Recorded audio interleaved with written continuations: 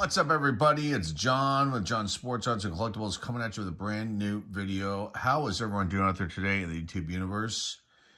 It's time to showcase some comic books that I picked up at an LCS called Phantom of the Attic. I've gone to this place many times. Featured them on the channel as well. And I picked up some books, and they cut me a nice deal on three of these five. I have five of them here, and then we'll jump into one from my collection. Let's get into the first one, though. So we've got all Bronze Age here. This first one, we've got two Marvels, and then three DC. This first one is from 1979. I don't have any of this run in my collection, and it was $2, and I was like, I can't pass this up. Issue number 2 of Battlestar Galactica,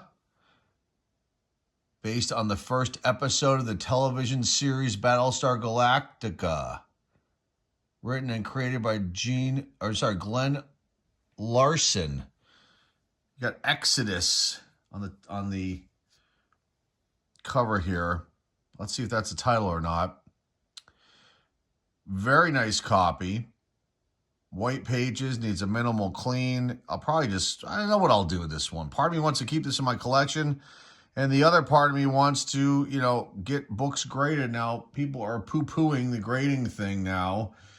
Now, all of a sudden, the people that were all hyped on getting comic books graded don't want to get them graded. They're cracking them out of their slabs and everything else. Well, I don't think that everything needs to be graded, but I think the grading scenario can actually be very important for a few different reasons. First, obviously, being preservation. That's super important. The other is just to have an actual grade done on the comic book and, not some hypothetical or spitballing numbers. So in that regard, I think the grading thing is good. Now, purists in this hobby, in this comic book hobby, they want to hold the book. They want to feel the book. But when you're talking about older books, older Bronze Age, older Silver Age, Golden Age books, I don't know. I don't know if I'd want to be holding all those books in my hands. And it's just it's the trials and tribulations of the grading situation. But let's get into this. I'm getting away from what I normally do here in these videos, and that's showcase the books that I picked up and give a little bit of information. So this series was based obviously on the ABC television series Battlestar Galactica, which I watched as a youngster when it was on TV. I purchased the Topps cards, and I've actually showcased those here on the channel. It wasn't my favorite science fiction show. I mean, I was a Star Wars guy and then a Star Trek guy. And, Battlestar Galactica, well, it was kind of campy, and there had some cool elements to it. So this only ran from 1979 to January 1981. So it started March 1979, January 1981 ended. Last 23 issues. And what can I tell you about this one? Exodus is the title. Release date January 9th, 1979. Cover date April 1979. The cover artists, it says here, Jeff Acklin and Bob McLeod, M-C-L-E-O-D. McLeod, not sure the actual pronunciation. Writers Roger McKenzie, penciler Ernie Colin, inker Ernie did that as well. Got the colors Bob Sheeran. Ernie also did the lettering, and then the editors Jim Shooter and Mark Gruenwald. Features first appearance of Siri Uri, Lieutenant Jolly, Cassiopeia, Who else? Dr. Wilker. Muffy the Second. He's the robot. It says Daggett. And then there's also Colonel, the vehicles. His first appearance of vehicles. The Colonel Shuttle, the Rising Star. And that's all we'll get into this as far as this goes. But Battlestar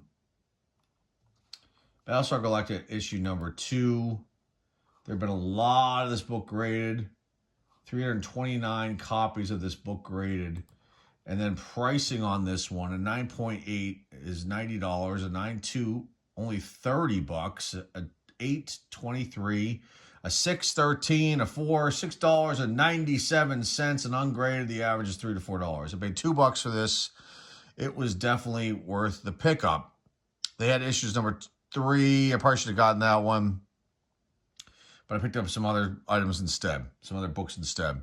They had also, maybe they had like 3 through 6, and then there were a couple missing, and then they had, so they obviously purchased somebody's collection of this, and maybe they were picked through in the Bronze Age box that they have there. I really like the store. It's a really nice, clean store. You know, hopefully I'll put a link down below in the description when I did a little walk through there, the Phantom of the Attic, but very, very nice staff. Just, you know, nice people, and willing to help and find me books that I'm looking for. And they found 3 of them that I've got here that I'll showcase as the video goes on. So let's go on to the next one. Okay, next up, from 1975, you've got the Fantastic Four. One of my favorite superhero teams, the Fantastic Four. You got issue number 158. Awesome stuff right here. You got Zemu here for Zemu the Merciless.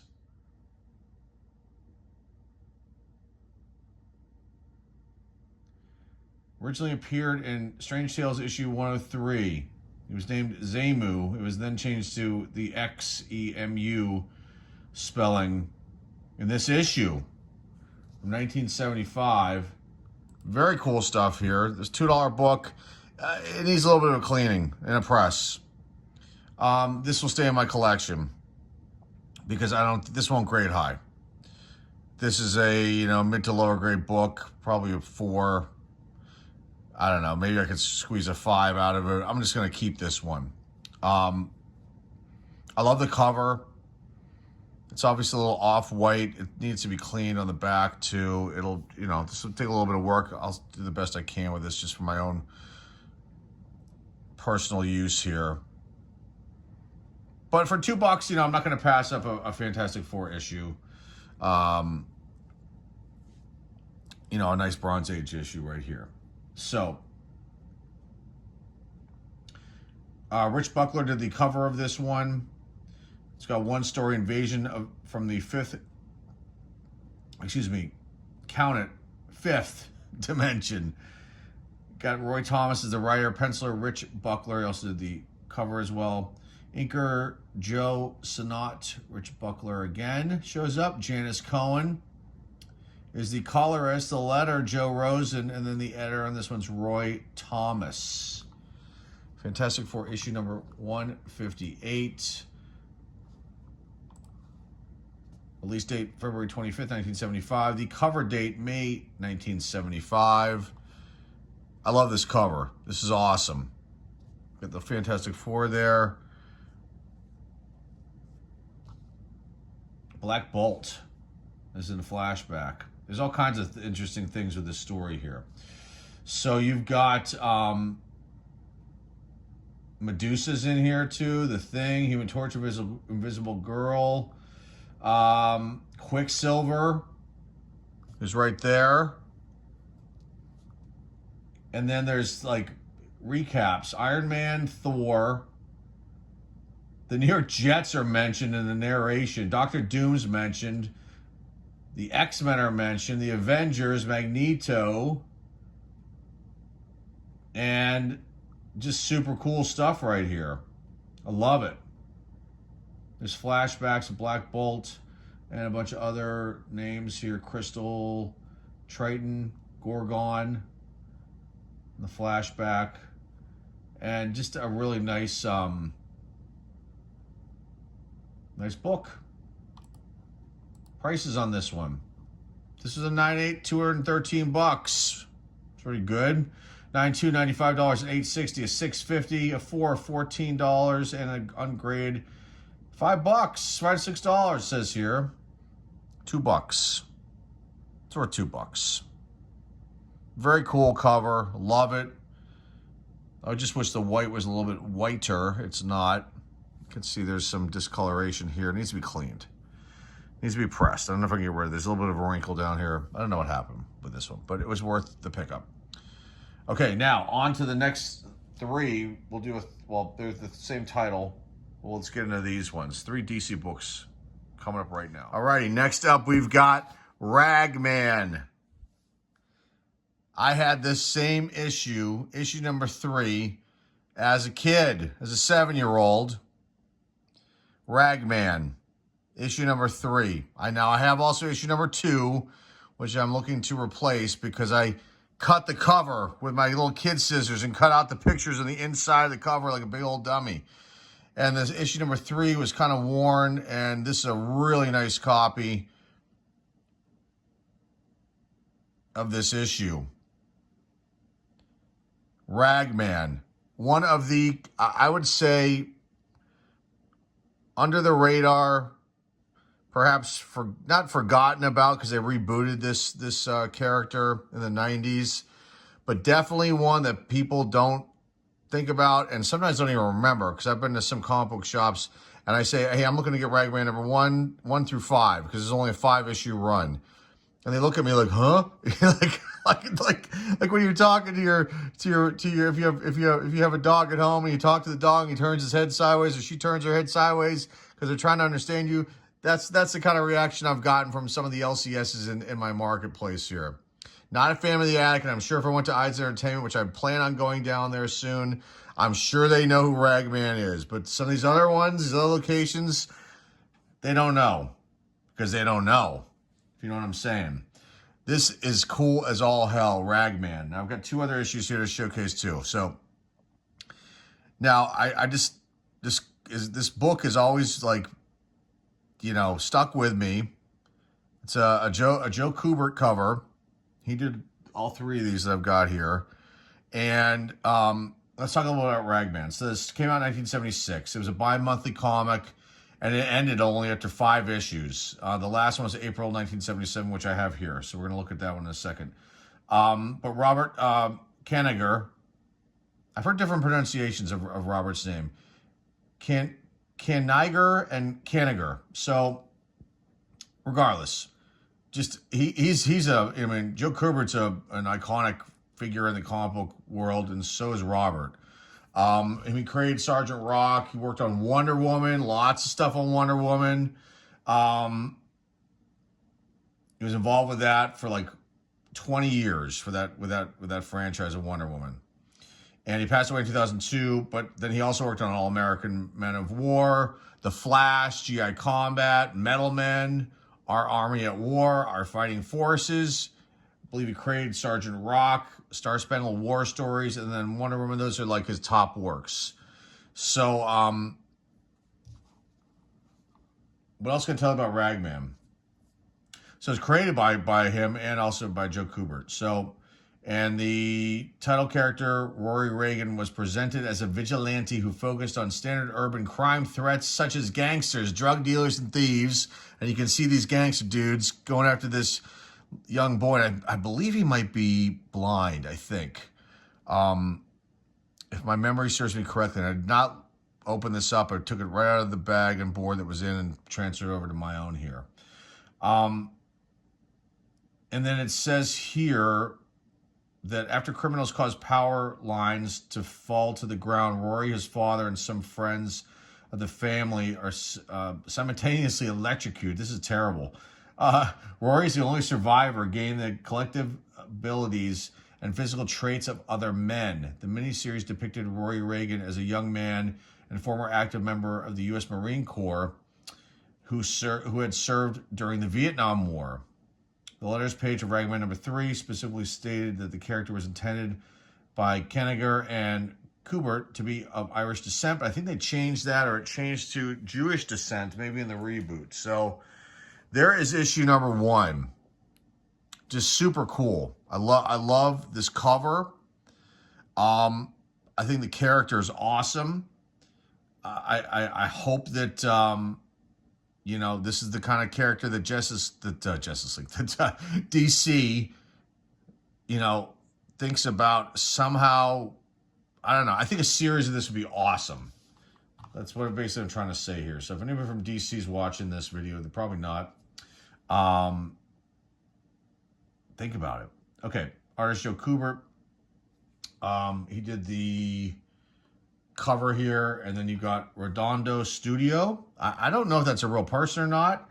Kurt Swan, Ben Oda, writer Robert Kenninger, and then editor Joe Kubert. Publication date December 31st, 1976. Like I said, this is bi-monthly, so it's got the January month on the cover here. So 1976. Bronze Age stuff. Values. Let's see how many have been graded this one. There have only been 19 graded. So, I mean, people aren't grading number 3 unless it's somebody really huge, something like X-Men or Fantastic Four, or Daredevil, or Spider-Man, somebody like that. They're not going to go grade Ragman unless they're diehard fans. But in 98, it's worth $130. I don't have any information on any of their grades. Ungraded on average, $45. Let's get into the second book right now. Before we get into the next one, I forgot to give information about this. So the title is See No Evil, which you can see here. Ragman's a featured character, obviously. Then you've got supporting characters. Puss, that's the kitten right there. Makes a first appearance in Teddy. That's this young boy right here. Puss, I love it. It makes sense. It makes sense. Mr. Big makes first appearance. I don't know if this is Mr. Big. And then you've got a single appearance of Billy. Jerry Reagan is a flashback only. Mr. Cohen, single appearance, and Miss Milano makes a single appearance. Takes place in Gotham City. Didn't know that. So Batman's hometown. Yeah, so there you go. Let's get into the second one. Joe Orlando, it says here, was the executive editor, but he's not listed on my other information, so I don't know what's going on. Let's get into number 4, issue number 4 here, which is right here. This is an awesome cover. I love it. I love it. I love it. I love it. The Dream Killers is the title of this one. And let's see what we can talk about here. Puss is again in here, and so is Teddy. Again, but that's their second appearance. You got Mr. Shrimpf that makes a single appearance, and then Jenny Wilson, single appearance, and she dies. That must be this young lady right here. That's terrible. This is some sad stuff here. Funland, there's a location that makes a single appearance. Again, Gotham City. That's pretty sweet.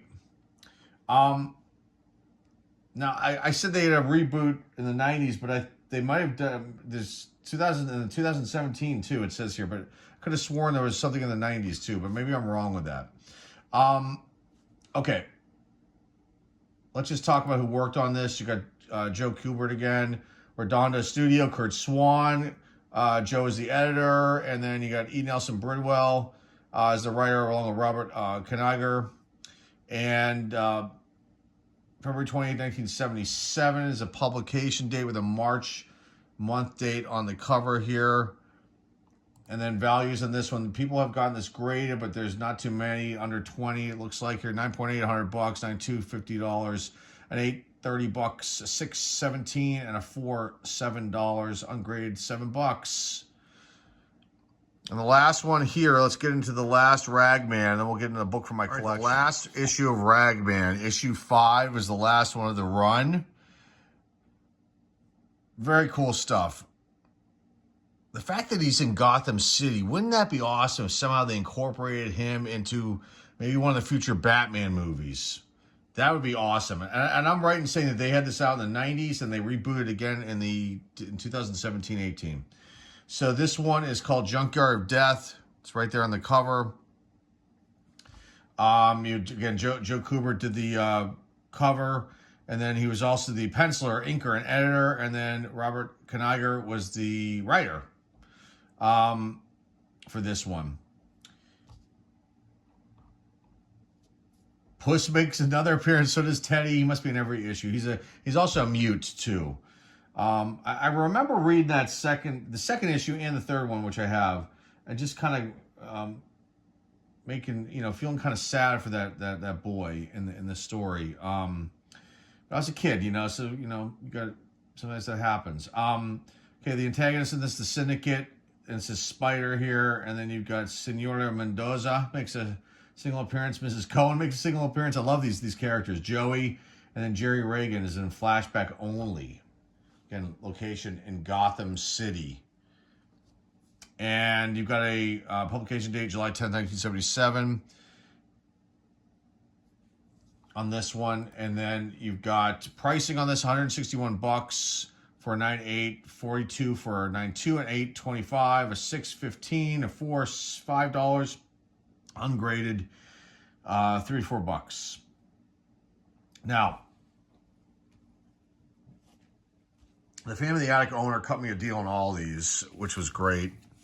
So he only charged me, he was asking for $6 for each, which to me might be just a tad bit high. But again, I understand LCSs need to make money. So, but he cut me a deal. He gave me each one of these for $4 each, which I thought was great based on the condition. They're white pages. This one is in phenomenal shape. I barely even needs a clean. This one's in relatively good shape. I think they're all high grades. This one's got a little bit of a color break spine tick right there because it's tough with this black. But in general, this is a really, really nice copy. A lot nicer than the one I have.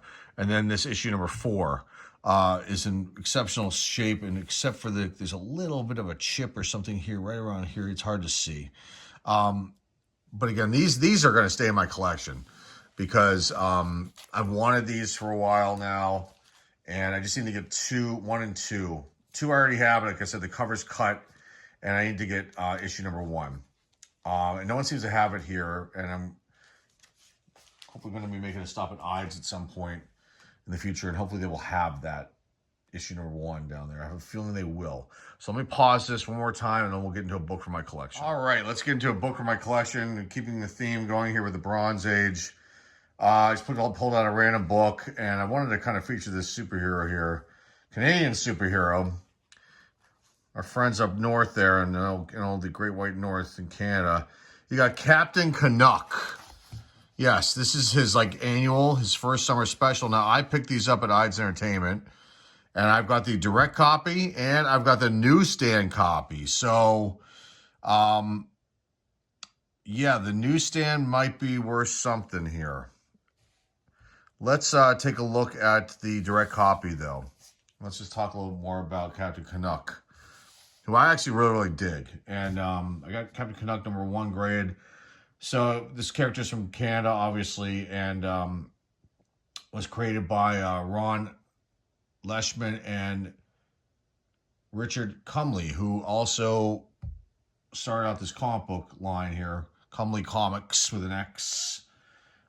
So Captain Canuck first appeared in issue number 1, 1975, July 1975, and it was the first successful Canadian comic book since the collapse of Canada's comic book industry, which happened after World War II. He's like a maple leaf costume, as you can see here. It's really cool stuff. And let's talk about some publication history here. First published in 1975, and then it was off and on again until 1981.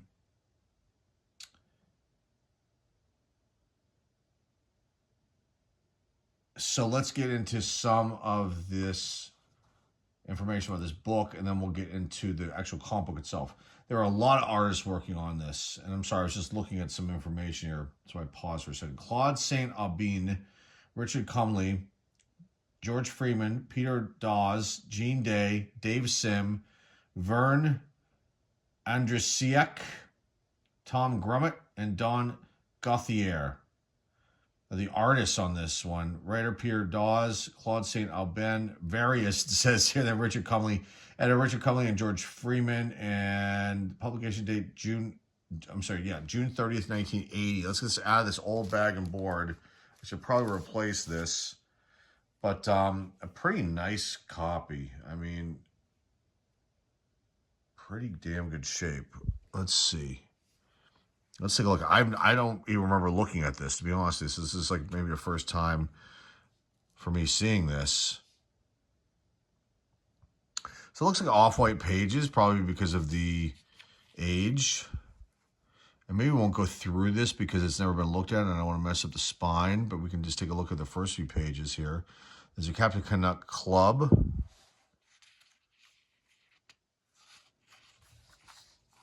And just look at the first few pages of the art here. Faith in Those Few is the title here. George Freeman's the artist here, like I mentioned. There's a breakdown. Very cool stuff. There's Captain Canuck. I love this. Let's stop with looking through this. Let's just look at the back and see. It's got a T-shirt, but this also had like back issue still available, 1, 2, and 3 for only $10 for the set. That's a steal from back in the day. And 4 through 10, 75 cents a piece. You could have picked up a new T-shirt right there. There's this youngster in the Captain Canuck pose. T-shirt was only $5 for a youth and $6 for an adult. You could subscribe. It doesn't look like there's any ads in here like, you see in Marvel. No. Let me take a quick peek. I'm just flipping through here. This guy looks like Stan Lee. Hold on a second. Where did I see that? There was an artist, image here of somebody looked like Stan Lee, but let me see if I can find it. Here, right here. Tell me that doesn't look like Stan Lee to you guys. It does, doesn't it? Looks a little like Stan Lee, huh? Maybe paying homage to him. But really cool stuff. And there's like black and white art in the middle here, the center of the book. And then I'm just looking to see if there's any ads. Like I love looking at the old ads, but there's not. There's like a letters page right here. And just the story. But it goes this way too. I mean, this is a really awesome thing. So the first summer special, issue number 1. And let's just wrap this up with some values here of this book, and we'll wrap this video up. A little bit longer than I thought it would be, but this is fun, and hopefully you enjoyed this, those of you who are watching. A 9.8 in the direct copy, which is this one, $150. A 9.2 40, an 8.26, a 6.15, a 4, $5.70, ungraded $4.75 to $5. But there is no newsstand information, so that's kind of interesting. That I'll have to look into that and see if I have something here. And you can see the cover down here at the bottom. It's like a little bit cut differently, like here and here. You can see the white of the bottom here is not as pronounced on this newsstand copy. So whoops, right there and there. You can see that difference there. I love this kid with the whole like the balloon type thing with the summer special thing. You'll love this one. So let's just put this one back in and wrap this one up, folks. This is lots of fun, like I like to always say. And I hope you enjoyed this one. I do plan on going to Ides Entertainment, and we'll hopefully do a little walkthrough of that establishment. And that'll be soon. I'm also glad I was able to share these one with you. So hopefully you like that one. The Captain Canuck First Summer Special from 1980. These Ragmans are awesome. And I have to thank Family the Attic for hooking me up with those. And these 2 books, too, that I picked up from there, too, as well as Fantastic Four 158 and the Battlestar Galactica issue number 2. Just awesome stuff. Love doing these videos. I hope you guys enjoy these. Any comic book collectors out there, hopefully you like these. And spread the word. Share these videos, please. Remember to like, subscribe, comment down below. Share this video with your friends, family, loved ones, people within the comic book community. And the eBay store link is down below in the description. I'm selling off a majority of my collection, folks. I'm slowly putting it up there. Go check it out over at the eBay store. Links down below in the description. That's all I've got for you guys today. Remember to have a wonderful weekend. This is John Sports Odds and Collectibles signing off, and I'll see everybody very, very soon. Take care.